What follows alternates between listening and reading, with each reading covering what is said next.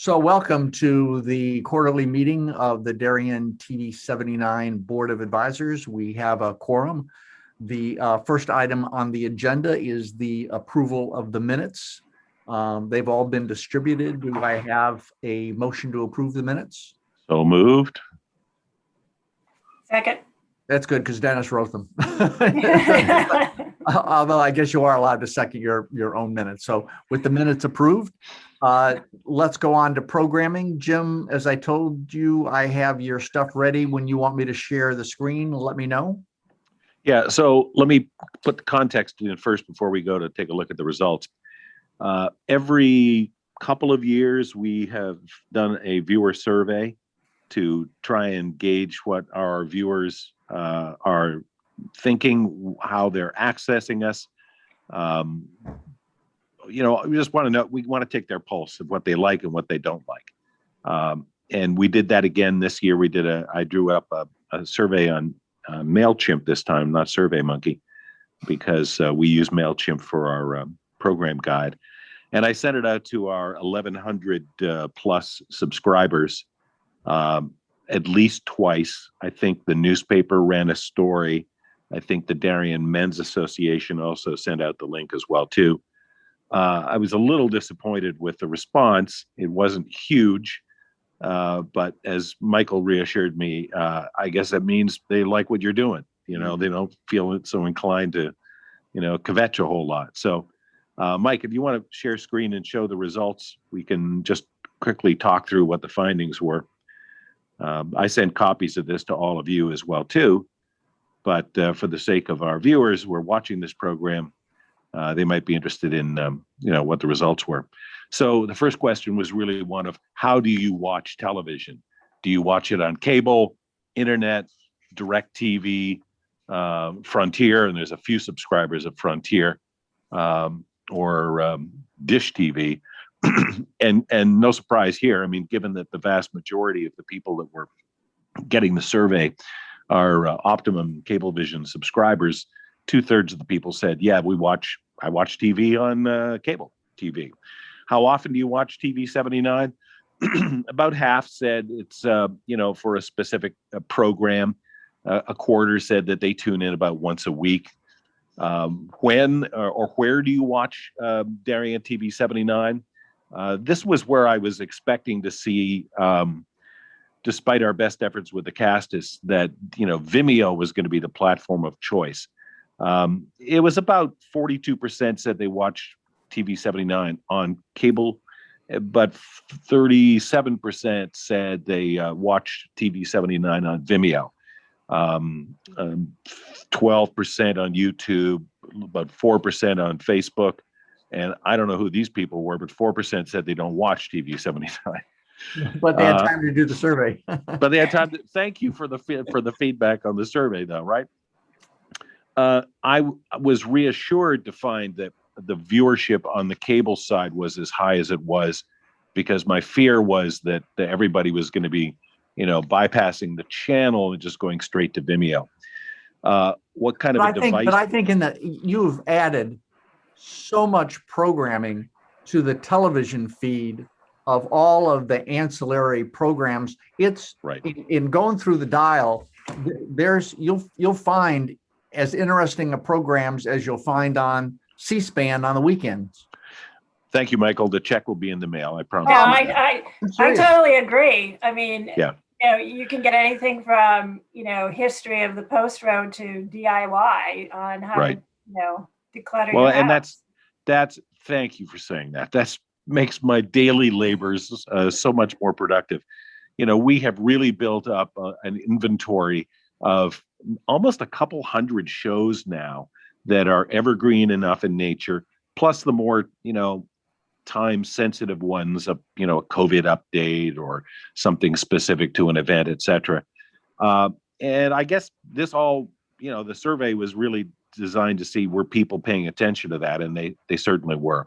So just quickly to go through the other questions, people that are watching us online, most of them are doing it either on a desktop or a tablet.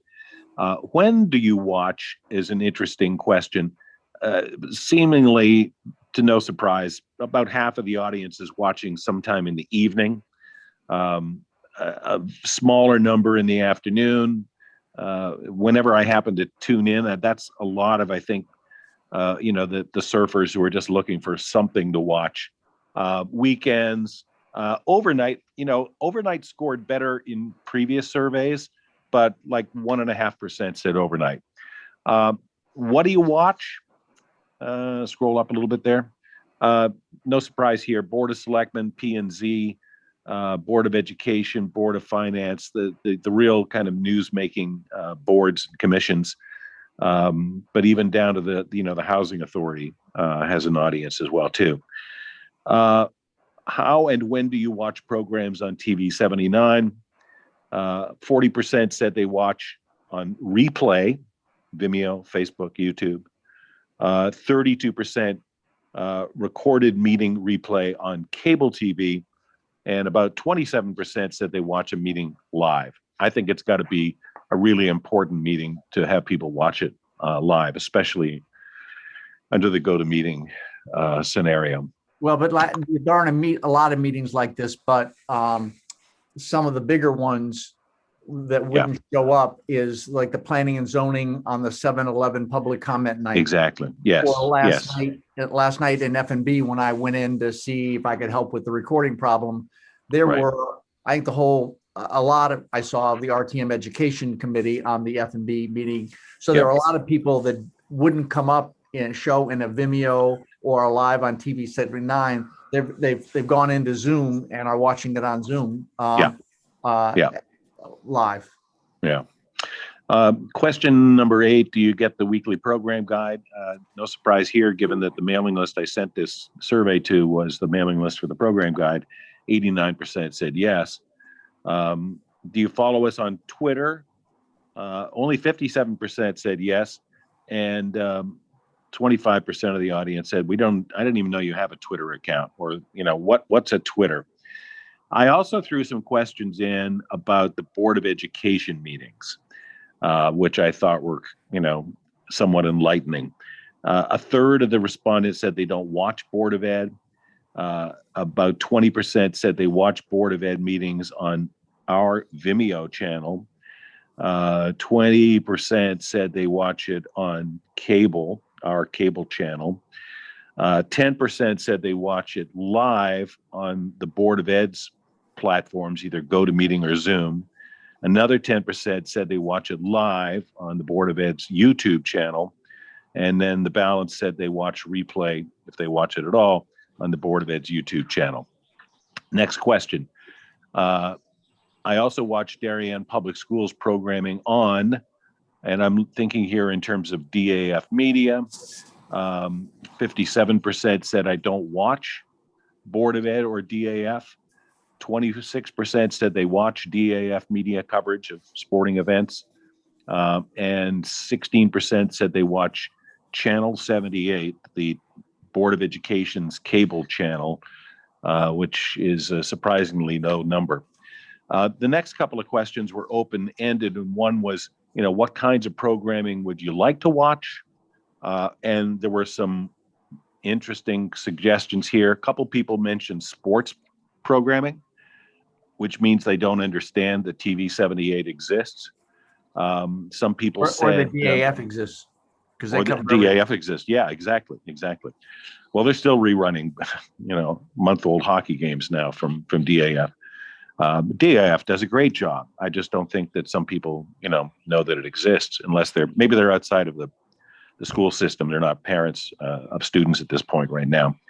A couple people mentioned the other town meetings, Western Historical Society, Greenwich Men's Association. They want to see more parades and grand openings, interviews with public officials. They like the program guide. They appreciate the agendas and the Vimeo links in the program guide.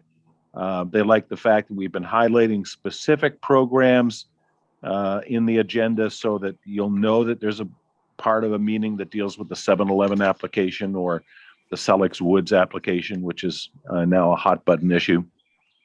And then finally, I'm sorry, go ahead. Mike, I was going to say, David? I like this suggestion for a weekly interview program. I'd watch, you and Mike, Yeah, I that's a good idea. You did that for a year where you got every department head over the summer. Yes, I did 2 shows. One of them called Inside Town Hall, where we interviewed every department head, and another one called Community Matters, where we interviewed all the local nonprofits and NGOs as well too. I still run some of those. I'm happy to revisit that idea, but we're not shy of programming right now, so it's logistically somewhat difficult to schedule those interviews. But I think, we could talk about this in a moment, because I'm having conversations with the first selectman about this. When are we going to come back in person? We could certainly revisit that. Last set of comments were assembled by Cecil, who did the number crunching on this for me. If you scroll down just a little bit further, Mike, he assembled complimentary words that they found in comments. So there were a lot of thank yous and greats and appreciates and goods and helpful. Overall, I think that the results, showed us what we were hoping to find, which is our audience likes what we're doing, and they're continuing to, watch us on the cable channel as well as on Vimeo. This chart shows Vimeo viewership in the first quarter. This is the data that I shared with the Board of Selectmen a few weeks ago. And the trend line, the dotted line, I think is the most important one here, because it shows year over year that the audience has continued to climb. Scroll a bit more if you would, Mike. And these are year over year comparisons. The yellow is last year, and the blue is this year, I think. And, it varies month to month, week to week, depending on what the hot button issue might be as well. And yellow, I think this yellow was 2020. 2020. Okay, great. 20, and you're going into the COVID wouldn't have affected the 2020 viewers in February. Yeah, not until March or so we really took a drop. So next quarter will be interesting to see. And scroll down just a bit further, and I think that's top meetings. Again, as the survey indicated, Board of Selectmen, P&Z. These were particular meetings as well too. And the green is mean percent viewed, and the orange is the number of plays. So some of the meetings got watched all the way through, the bigger the green bar. Some of the meetings were just kind of sampled here and there. Are there Facebook stats down there too? Yeah, we got some Facebook stats. The top 10 reasons to watch TV79 on Facebook. P&Z, Board of Selectmen Budget Review, Human Services Commission, which I thought was kind of interesting. That's a new one to us that we had previously not been covering, and no real surprises there. So, a long story short, I think our audience likes what it is we're doing, and they just want to have more of it. You assume the man in the dark is Robert, who's that's network TV. They don't disguise guests as well as you are. It looks like an Al Qaeda witness someplace. Yeah, you're completely dark. Can't make out anything. Carrie, wouldn't you be happy if you had to shield a whistleblower? Yeah, that's right. As well as that, I was thinking. Listen, you could be on Dateline. Yeah, that's perfect. I haven't seen whistleblowers covered that well. I've always figured if I know that person, I could tell that was the whistleblower. But this, there he is. There he is. There's a little bit of glow. Now you're giving yourself Bob, away. good for you. So, any questions about the survey or viewership? There was at the beginning of COVID. There was a brief blip in just meetings of before they got up to speed on. Okay, we got to. This is going to be around for a while, and we have to keep business. There was a month kind of where things were quiet, weren't there? Yes, definitely. And I think when we hit our stride and we got used to using GoToMeeting, and people got used to watching GoToMeeting, I think that, it's not as desirable as meeting in person in place. So maybe I can give you the update that I think conversations are underway between the first selectman, the director of the Board of Health, and other interested parties in trying to resume in-person meetings in town hall. And I believe the biggest concern is one of public access and whether masks have to be worn or not. No decisions being made. I approached the first selectman because I said, if we're going to go back to in-person meetings, I need to retrain my staff because it's been so long since they've been in there. I haven't been in the booth myself in a couple of months. I've been running everything remote control.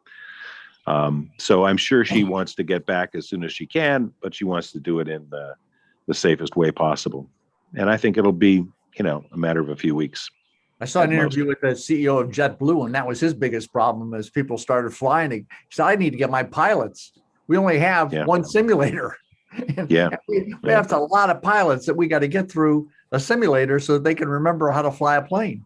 Yeah. Okay. Happy to move on to the next juicy issue. Do the update on Castus. I'll give the update for Cecil, and then you can talk about 206. Okay.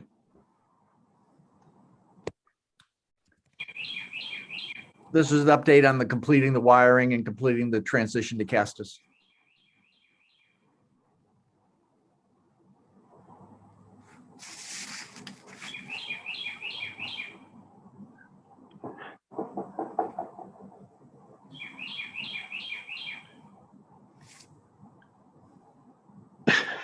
Did you record something with Cecil? No, I didn't record something. No, you're going to give the update. Oh, I am. Of the update on the first thing on the agenda. Hold on, let me share the screen share of the agenda. It's update on completing wiring and completing transition to Castus. Okay, so we've been using the Castus since July of last year, and it's performing like a champ. It's just great. We've been accessing it in a somewhat circuitous manner, while Cecil has been struggling with the issue of getting a static IP address to be able to access it directly. That was compounded by, the pandemic, technical issues, wiring issues with the cable company. And I think maybe 2 or 3 weeks ago now, he was finally able to give us that access to the Castus.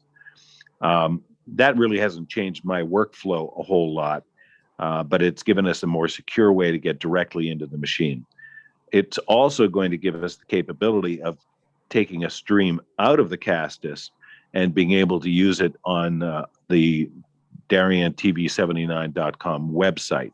So we'll be able to stream 24/7, not just 8 hours a day as we do now. And on our website, which will, we've seen this before, we've talked about it. We'll have a live stream. It will also have Vimeo, thumbnails, searchable to our entire library of Vimeo. So you'll get the best of both worlds. If you're not watching us on your home TV, if you're watching us online, you don't have to go to Facebook or YouTube. You'll be able to watch it on our website. He's still working on making those final last few connections. And maybe you know more about the update on the website itself, Michael, than I. Yeah, he's still waiting for the Castus guy was going to give him the test channel that he was going to, and he hadn't gotten that information yet. Right. So we're looking at a couple of streaming options. The streaming that is offered by Castus isn't cheap, but it was probably the least complicated, most failure-proof way to go. And the Darien Foundation will pay our first year. For the first year, yeah. And when we get to budget in a moment, I think we'll find we have probably enough to do that. So let me talk about the Room 206 project, because I don't think we discussed this last time, did we, at the last quarterly meeting? Okay. as you know, we get a grant every a couple times a year from the Area 9 Cable Council, money that's collected from cable subscribers to Altice and Frontier. And that money is usually spent by equipment, and some of it can be used to pay for camera operators.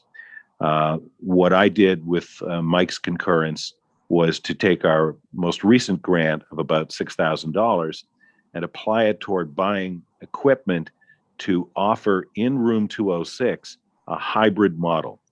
So what we got were 2 large screen monitors, as I called them, which will fit on the wall behind the first selectman's dais and on a cart sitting against the wall where the windows are, which will be able to do 2 things. One, it'll be able to show remote participants.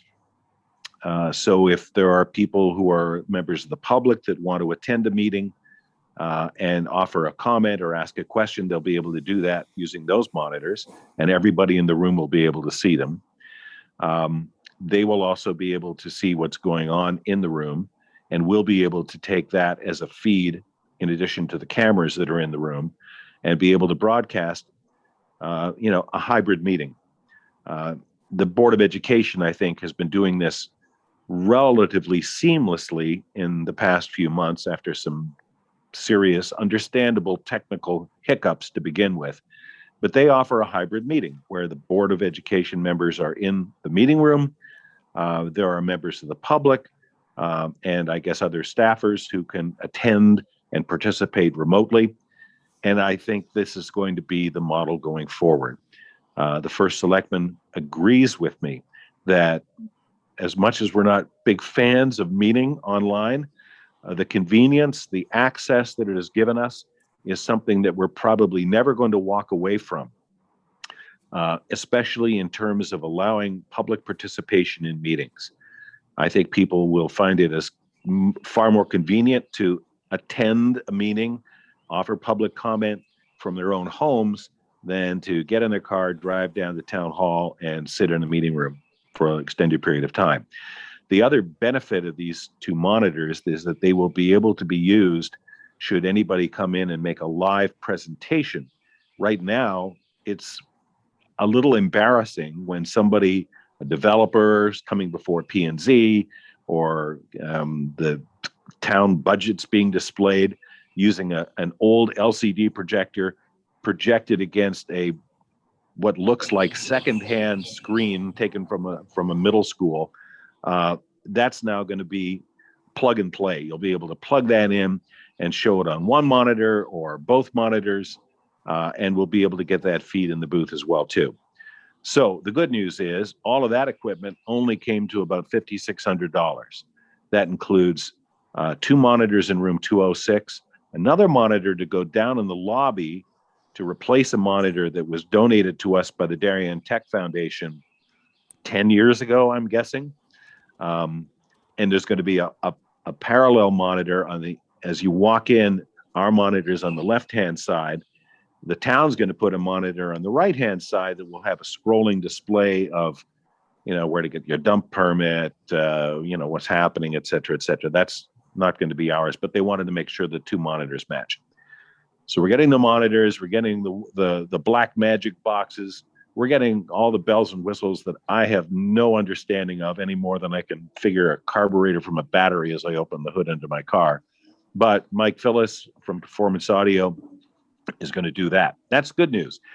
The complicating factor is the agreement we had, and the town was enthusiastic in thanking us for taking our tech donation and applying it towards something beyond just more bells and whistles in our booth. But the deal I made with them was we provide the equipment, you pay for the installation. So the first bid that they got for the installation was greater than the cost of the equipment itself. So I suggested to the public works guys, I have no idea. They're just pulling wires and they're plugging stuff in. I don't know why this costs or the bid is so high. He's getting a second bid just to see if it's a realistic number. But Most the first of it's probably select, to integrate into TV79. no, I don't think that's the hard part. The hard part is to be able to pull these cables. Believe it or not, I mean, the distance from our booth to room 206 is 50 yards, but there's no direct way of doing that pull without going down into the basement, upstairs, going up and around. It's a long, involved process. As you remember, we did a cable pull from room 119, and that took the better part of a day and cost thousands of dollars. In any event, that bid also includes the installation and the hooking together of all the equipment. So we're waiting for a second bid on that. But the first select woman said to me today, this is a top priority. She's encouraged the town officials to move quickly on this. And then we are going to have to move just as quickly to get everything installed. But I'm heartened by the fact that she agrees with our perspective that this is going to be a new hybrid model. Interestingly, excuse me, our RTM, Darien RTM, is meeting on Monday night for its annual budget meeting virtually for the second year in a row. In Greenwich, which has an RTM, I think, of 225, 230. it's 230 people, is going to do a hybrid meeting. Some people in person and some people meeting using GoToMeeting. And their TV79 is going to broadcast the whole thing. So it'll be interesting to see how that goes. But I think this is what's going to happen with a lot of stations going forward. It's not going to be either GoToMeeting or in person. I think there's going to be a virtual component to most meetings going forward. It'll be interesting to see what the governor says and what, and because it will require a change. And I think the order expires May 19th. So Yeah. it's whether the legislature, while they're in session, they have the ability to do an order to. I haven't seen any discussion about it on the Connecticut Mirror or the Current about where they stand on this executive order that meetings can be held virtually. Well, I think the only aspect that would possibly violate previous FOI regulations would be attendance of board and commission members virtually and whether or not they would be allowed to vote. It is even before the pandemic, board members could attend meetings by telephone, but they were not allowed to vote because nobody was quite sure that it was them.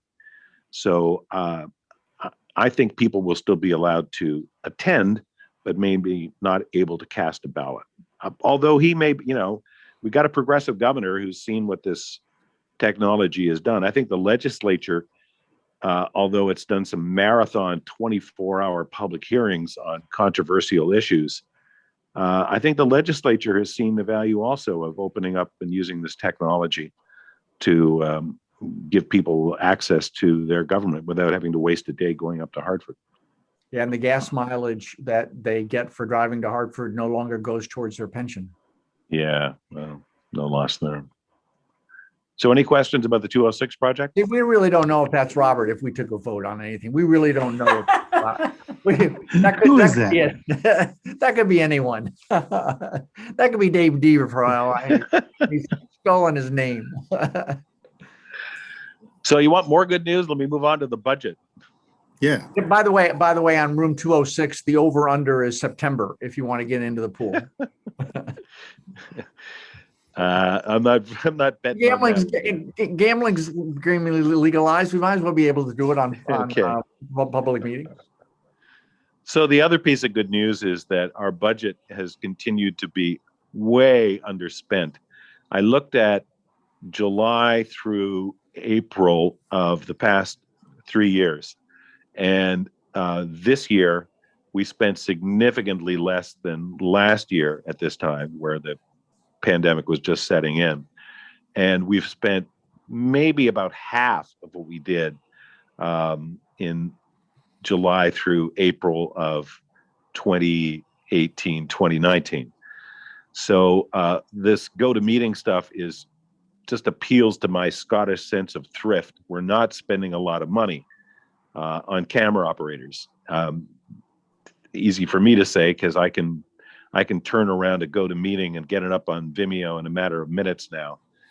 But we have we have had a dedicated core of camera operators, some of whom have not worked for 6-8 months, who I'm anxious to try to get back into the fold as well too. So we're doing just fine in terms of budget. So, and there's, and I don't think we have any, 206 is really the only new business that we had. Now it's just getting through this year. Yeah. And, we're moving along just fine. Actually, what can I talk about that's coming up? Oh, yes. Memorial Day Parade. We're going to be working with DAF Media, which is going to be broadcasting the parade live. And I think we'll probably simulcast that for the non-internet viewing audience that doesn't decide to turn out in person. And the deal we've made with them in the past is they cover the parade and we will cover the cemetery services, not live, but we will give them the video and they can put it together as a package. So that's coming up. There are also a number of bicentennial events that are coming up, bicentennial plus a year, and some of those are going to involve remotes as well too. The Darien Police Commission met in person last week. They're the first board or commission that I can think of, exception of Board of Education, that has met in person. There was only 3 commission members and 2 police officers and a cameraman. It wasn't like it was a crowded room or anything. But I think we're going to see, as I mentioned earlier, we're going to see more boards and commissions trying to come back into true meetings. Housing Authority has also met in person in the community room of one of their developments. There was something I was going to bring up and now I can't remember what it was. Is there anything else that anyone wants to? Oh, I remember the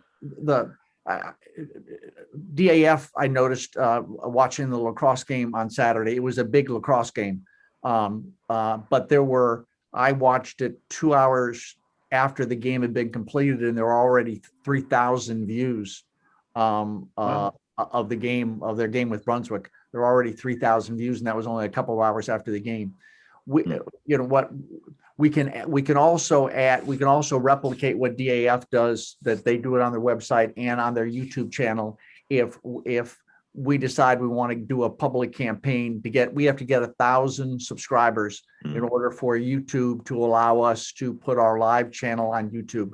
Like DAF puts a live event on YouTube, we have to get to 1,000 subscribers. So when we get DarienTV79.com done and up and running at some point down the line, I'll bet we could get 1,000. If you've got 1,000 people on the mailing list, I bet we could harangue people often enough to just ask them to subscribe while they're watching the meeting. We could do a pretty interesting campaation around that. Yeah. Can we broadcast one lacrosse game? That'll do it too.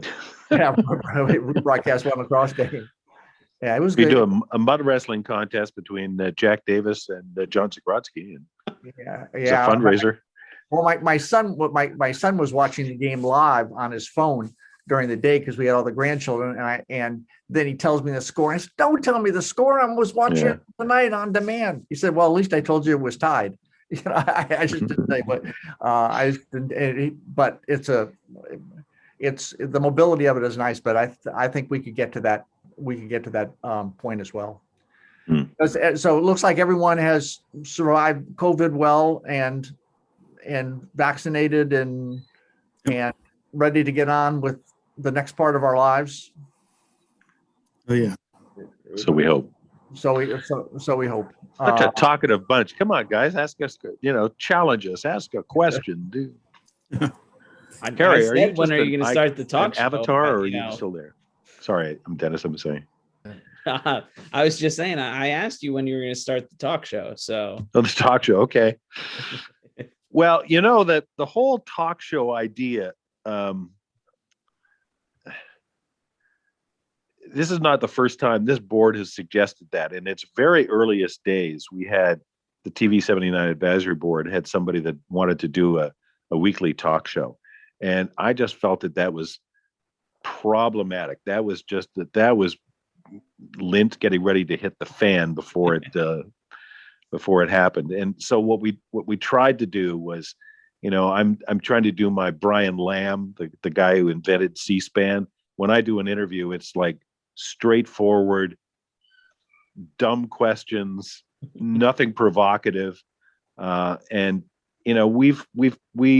because of our operating guidelines, we've passed on carrying a number of events that were political in nature, that we just didn't want to get into, the politics of it all. We're dealing with it now with the housing issues, where there are dueling shows between Desegregate Connecticut and the 169 Strong. I see they're doing a rally on Saturday at Norwalk High School. But there's been a lot of content, but it's political in nature, and so it does. But although as an RTM member, we did get a mailing from Desegregate Connecticut yesterday, as is their right to give it to the town clerk and distribute to all the RTM members. But that's one of the subjects that we've stayed away from, because the two different camps are the ones that are producing. League of Women Voters, unfortunately, included that issue in a meeting that they had with Terry Wood and Matt Blumenthal, but we weren't allowed to televise it or videotape it because it was a perk for membership. So we never got to see be able to talk under the League of Women Voters umbrella.